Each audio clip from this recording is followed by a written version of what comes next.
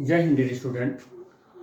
Time dilation topic के बाद उस टाइम डायलेशन का क्या एविडेंस है, टाइम कैसे डायलेट हो जाता है, उसके एविडेंस को प्रैक्टिकली जो प्रूवमेंट देता है या जहाँ से टाइम डायलेशन को एक एविडेंस मिलता है कि हाँ एक्चुअली टाइम डायलेट हो जाता है, उसका एविडेंस है हमारा म्यू मेसन। और हम उसको इस लेक्चर में करने वाले हैं कि म्यू मेसन से कैसे प्रूव करते हैं कि टाइम डायलेट होता है एक्चुअली में, यानी कि मोशन के ऊपर डिपेंड करता है टाइम इंटरवल भी, जैसे लेंथ कॉन्ट्रैक्शन या लेंथ इंटरवल डिपेंड करता है। तो होता क्या है कि सबसे पहले हम अपनी अर्थ के बारे में स्टडी करें कि हमारे अर्थ सिस्टम में क्या क्या चीज़ें हैं, कैसे हैं। तो हमने यहाँ पर अर्थ बनाया, अर्थ का ये सरफेस है जिससे हम लिथोस्फीयर बोलते हैं, और अर्थ के सरफेस पर ही हमारा समुद्र भी है, सी है। तो हमने उसका एक सी लेवल का यहाँ पर डॉट लाइन से इसे दिखा दिया, ये सी लेवल है। और अर्थ के सरफेस से लगभग 10 किलोमीटर की हाइट तक का ये जो हमारा एक लेयर है, इसे हम ट्रोपोस्फेयर बोलते हैं। और उस 10 किलोमीटर के बाद फिर आता है 50 किलोमीटर, और इसे हम स्ट्रेटोस्फेयर बोलते हैं। और फिर आता है 80 किलोमीटर, जिसको हम टेम्परेचर जहां पर हम देखते हैं कि डिक्रीज होता जाता है, या कोल्डेस्ट लेयर ये होता है, और जिसको बोलते हैं मेजोस्फेयर। और उसके बाद अर्थ के सरफेस से 80 किलोमीटर पर हम देखते हैं कि ये मेजोस्फेयर है, और सरफेस से 500 किलोमीटर ऊपर हम क्या देखते हैं कि ये थर्मोस्फेयर है। और इस स्फेयर में हम देखते हैं कि सैटेलाइट वगैरह यही सब इस स्फेयर में प्रोजेक्ट किए जाते हैं। और जो हमारा ओजोन लेयर है जो है वो स्ट्रेटोस्फेयर में है, कुछ या इतनी दूर भर में फैला हुआ है, ये इसका रेंज है जिसमें ओजोन लेयर है। जितने भी मौसम की घटनाएं होती हैं, बादल का बनना, आंधी तूफान, गर्जना बरसना, वो सब इसी स्फेयर में होता है, लगभग ट्रोपोस्फेयर में ही होता है। और यहाँ पर ओजोन लेयर होता है, और ये सारी चीजें हैं। याद रखना, यहाँ पर एक और हमने बना रखा है जिसको हम आयनोस्फेयर कहते हैं। आयनोस्फेयर का मतलब ये 500 किलोमीटर से और 50 तक 450 किलोमीटर का ये जो लेयर है, इस जो मेजोस्फेयर और थर्मोस्फेयर से मिलकर बना हुआ होता है, इसी को हम आयनोस्फेयर बोलते हैं।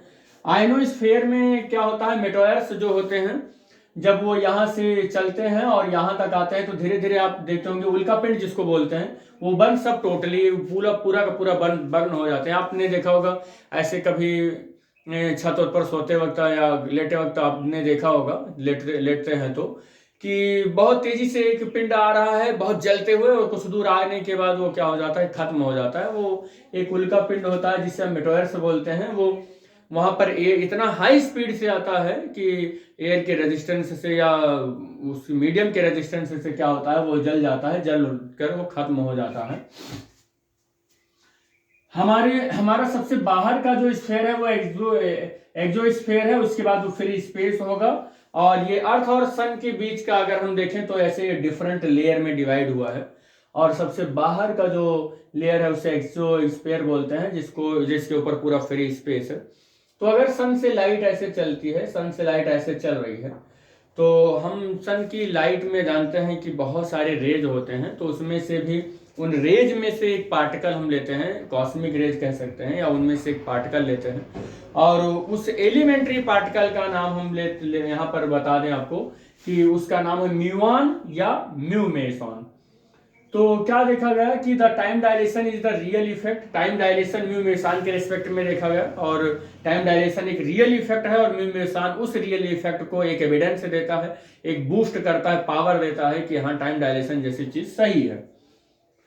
तो कह रहा है कि experimental evidence for the time dilation has been found in the decay of the fundamental particle called mu meson और द या म्यूआंस। ठीक है, तो क्या देखा जाता है कि यहाँ पर जब ये म्यू मेसन होता है यहाँ पर, तो इसका जो लाइफ स्पैन होता है, लाइफ स्पैन का मतलब क्या होता है, लाइफ स्पैन का मतलब होता है, लाइफ स्पैन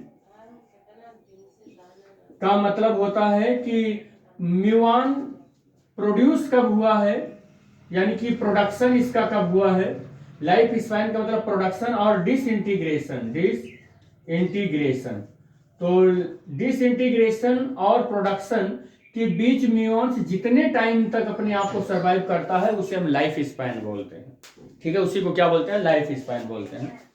तो यहाँ पर जब यहाँ पर म्यूऑन है और म्यूऑन का लाइफ स्पैन का जो टाइम है, या हम कह सकते हैं कि जो प्रॉपर टाइम ऑफ म्यूऑन है टी नॉट इक्वल टू या T naught equal to 2.2 into 10⁻�6 second है। ये म्यूऑन का हमारा प्रॉपर टाइम है। और म्यूऑन जिस वेलोसिटी पर यहाँ पर देखा गया उस वेलोसिटी को हम बोलते हैं 0.998 सी का मतलब होता है कि ये जो वेलोसिटी है वो लाइट की कंपैरिजन में इतना है ये। और distance travelled by the muon देखिए, अगर म्यूऑन यहाँ पर इस स्पीड से चल रहा है और उसका लाइफ स्पैन इतना है, यानी इतनी देर ही वो केवल जीवित रह सकता है, प्रोडक्शन से डिसइंटीग्रेशन होने तक का केवल इतना ही उसके पास टाइम है।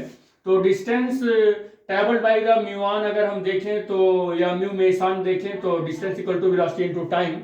वेलोसिटी इसकी इतनी है और टाइम उसका इतना है, और c की वैल्यू रखेंगे 3 इंटू 10⁸ और सॉल्व करेंगे तो जो म्यूऑन डिस्टेंस ट्रेवल कर रहा है वो 600 मीटर आ जाएगा। इसका मतलब म्यूऑन यहाँ पर प्रोड्यूस हुआ है और यहाँ तक आएगा तो केवल ये 600 मीटर ही चल पाएगा, ये केवल 600 मीटर ही चल पाएगा। तो distance travelled by the muon केवल और केवल 600 मीटर वो डिस्टेंस ट्रेवल कर पाएगा। लेकिन साइंटिस्ट लोगों ने जब डिटेक्टर लगाया अर्थ के सरफेस पर, तो अर्थ के सरफेस पर डिटेक्टर लगाने के बाद उन्होंने म्यू मेसन को या म्यूऑन को डिटेक्ट कर लिया, जबकि अर्थ का सरफेस इस ट्रोपोस्फेयर से लगभग 10 किलोमीटर की दूरी पर है। अब बताइए कि ये केवल अपने लाइफ स्पैन की वजह से 600 मीटर ही चल सकता है। अगर इस वेलोसिटी से हमारा म्यूऑन चल रहा है तो अब बताइए कि इस वेलोसिटी से चल रहा है तो केवल 600 मीटर ही चल सकता है अपने लाइफ स्पैन में, और लेकिन डिटेक्टर यहाँ पर बता रहा है कि वो 10 किलोमीटर तक का दूरी चलकर आया है। तो साइंटिस्ट कम्युनिटी के पास एक शॉकिंग चीज हो गया। लेकिन जब उन्होंने क्या किया, इसका टाइम डायलेशन कैलकुलेट कर लिया, और टाइम डायलेशन कैलकुलेट करने के बाद इसकी वेलोसिटी में फिर से डिस्टेंस निकाला और वेलोसिटी में मल्टीप्लाई करवाया, तो उन्होंने देखा कि 10 किलोमीटर ये जो आ रहा है वो एग्जैक्टली उसी वजह से चल रहा है, यानी कि टाइम डायलेशन का वहां पर कॉन्सेप्ट यूज हो गया। तो इसलिए भी म्यू मेसन टाइम डायलेशन का एक एविडेंस होता है। तो एक्चुअल में क्या है कि द क्वेश्चन यहां पर क्या होगा, द क्वेश्चन नेचुरली अराइजेज। इस चीज को देखने के बाद क्वेश्चन क्या अराइज हुआ कि हाउ, कैसे म्यू मेसन ट्रैवल कर रहा है 10 किलोमीटर, जबकि एविडेंस हमारे पास किसका है, टाइम स्पैन को लेके 600 किलोमीटर का है। तो 600 मीटर का है और वो 10 किलोमीटर का डिस्टेंस ट्रैवल कर पा रहा है। तो अर्थ सरफेस पर 10 किलोमीटर का वो डिस्टेंस ट्रैवल करके यहाँ पर डिटेक्ट हो रहा था। तो the paradox is the resolve by the taking into the consideration the time dilation formula. तो यहाँ पर जो ट्विन पैराडॉक्स है या टाइम डायलेशन का जो थ्योरी है उसको यूज किया गया, और उसको यूज करने के बाद इस म्यू मेसन का टाइम डायलेशन कैलकुलेट किया गया।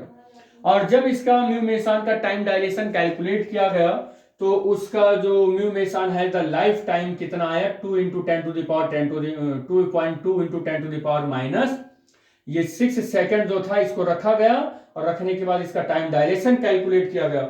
और टाइम डायलेशन कैसे कैलकुलेट किया गया, हम फार्मूला लगाए।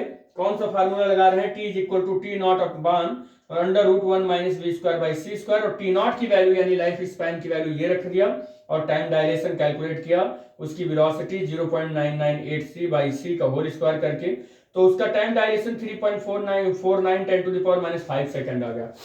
मतलब यहाँ पर जो टाइम डायलेशन आया टी इज इक्वल टू वो कितना आया, 3.49 इंटू 10⁻⁻5 सेकेंड आया।